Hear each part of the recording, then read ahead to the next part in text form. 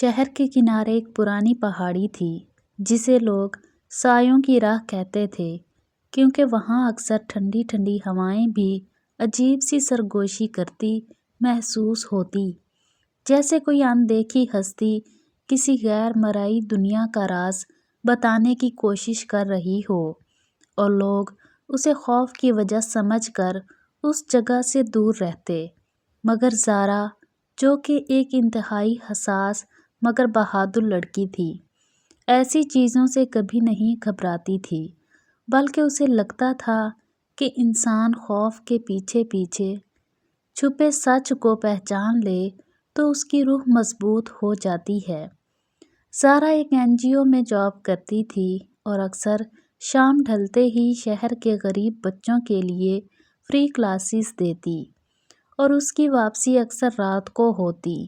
مگر آج کی رات کچھ اور ہی تھی۔ آسمان پر بادل بھاری تھے، سرد ہوا میں عجیب سی بے چینی تھی، جیسے پوری فضا سانس روک کر کسی آنے والے اندیکھے منظر کا انتظار کر رہی ہو۔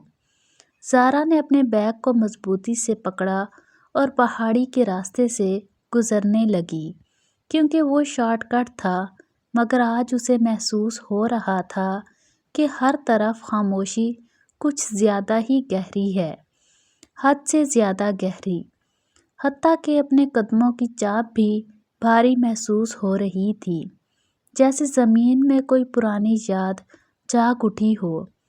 اچانک چلتے ہوئے اسے یوں لگا جیسے اس کے پیچھے کوئی چل رہا ہو، نرم قدموں کی رفتار، جیسے کوئی نازک سی چیز زمین کو چھوتے ہوئے اس کے پیچھے سرک رہی ہو۔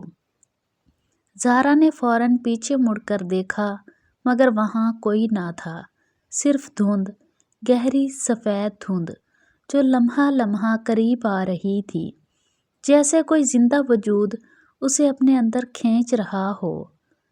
زارا کے دل کی دھڑکن تیز ہوئی، مگر وہ خود کو ہمت دلاتے ہوئے آگے بڑھی۔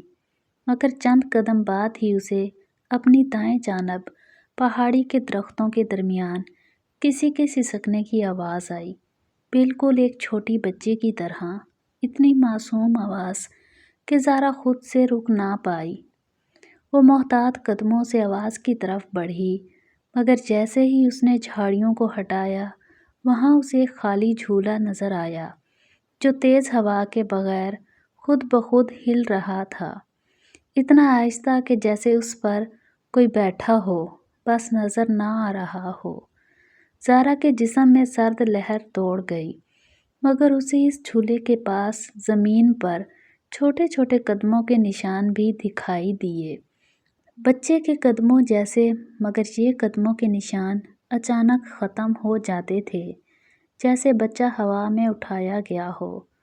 زارا نے دل مضبوط کیا اور پیچھے مڑنے ہی والی تھی کہ اسے پیچھے سے کسی نے آہستہ سے پکارا، "آپی"۔ یہ آواز اتنی نرم، اتنی درد بھری تھی کہ زارا کے پاؤں خود بخود رک گئے۔ اس نے لمحہ بھر سوچا کہ یہ کوئی وہم ہے، مگر آواز دوبارہ آئی، اس بار اور بھی قریب، "آپی، میری بات سنیں"۔ زارا نے دل کی دھڑکن سنبھالتے ہوئے دھیرے سے پیچھے دیکھا۔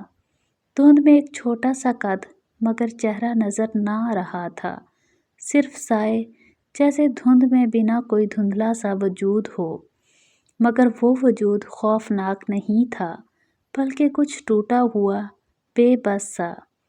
زارا نے ہمت کر کے نرم لہجے میں پوچھا، "کون ہو تم؟" تو وہ سایہ آہستہ سے بولا، "میں کھو گئی ہوں، مجھے گھر لے جائیں"۔ یہ سن کر زارا کے اندر کی ہمدردی خوف پر غالب آ گئی۔ وہ آہستہ آہستہ اس سائے کے قریب آئی، مگر جوں ہی اس نے ہاتھ بڑھایا، دھند کا وہ وجود تیزی سے پیچھے ہٹا اور درختوں کے بیچ گم ہو گیا، جیسے ہوا میں تحلیل ہو گیا ہو۔ زارا ابھی حیران کھڑی تھی کہ اچانک آس پاس کے درختوں سے سرگوشیوں کی بھاری لہر اٹھنے لگی، اتنی گہری آوازیں جیسے کوئی زمین کے اندر سے بات کر رہا ہو، وہی ایک لفظ بار بار، "مدد، مدد، مدد"۔ زارا نے خود کو سنبھالتے ہوئے تیزی سے راستہ پکڑا، مگر جیسے جیسے وہ پیچھے ہٹتی آوازیں اس کے ارد گرد گونجنے لگتیں، کبھی قریب، کبھی دور، کبھی اس کے کان کے بالکل پاس، جیسے کوئی سانس لے رہا ہو۔ مگر جوں ہی زارا پہاڑی کے ایک موڑ پر پہنچی، اسے زمین پر ایک ٹوٹی ہوئی گڑیا ملی، جس کے چہرے پر عجیب سی پھٹی ہوئی مسکراہٹ تھی، جیسے کسی نے اس کے چہرے کو جبراً کھینچ کر بنا دیا ہو۔ مگر گڑیا کے کپڑے بالکل صاف تھے، صرف اس کے ہاتھ پر ایک لفظ لکھا تھا، واپسی۔ زارا نے گڑیا اٹھانے میں ہچکچاہٹ محسوس کی، مگر جیسے ہی اس نے اسے ہاتھ لگایا، پوری پہاڑی پر گونجنے والی آوازیں اچانک خاموش ہو گئیں، یکدم، جیسے کسی نے پورا جنگل موقوف کر دیا ہو، اور اسی خاموشی میں ایک نرم سا لمس اس کے کندھے کو چھو کر گزرا۔ وہی بچی کی آواز، آپ آ گئیں، مگر اس بار آواز میں خوف نہیں بلکہ سکون تھا۔ زارا نے پیچھے دیکھا تو دھند میں وہی بچی کا سایہ اب صاف دکھائی دینے لگا تھا۔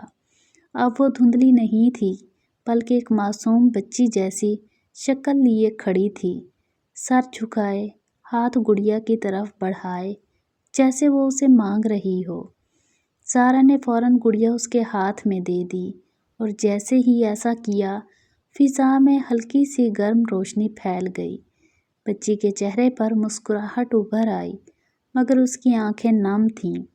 اس نے زارا سے نرم آواز میں کہا، میں بہت سالوں سے یہاں بھٹک رہی تھی، کوئی مجھے دیکھ نہیں سکتا تھا، مگر آپ نے مجھے سن لیا۔ پھر وہ دھیرے دھیرے روشنی میں تبدیل ہونے لگی، جیسے اس کی روح آزاد ہو رہی ہو۔ اسی روشنی میں اس نے آخری الفاظ کہے، آپی، اللہ آپ کی ہر مشکل آسان کرے، جیسے آپ نے میری آسان کی۔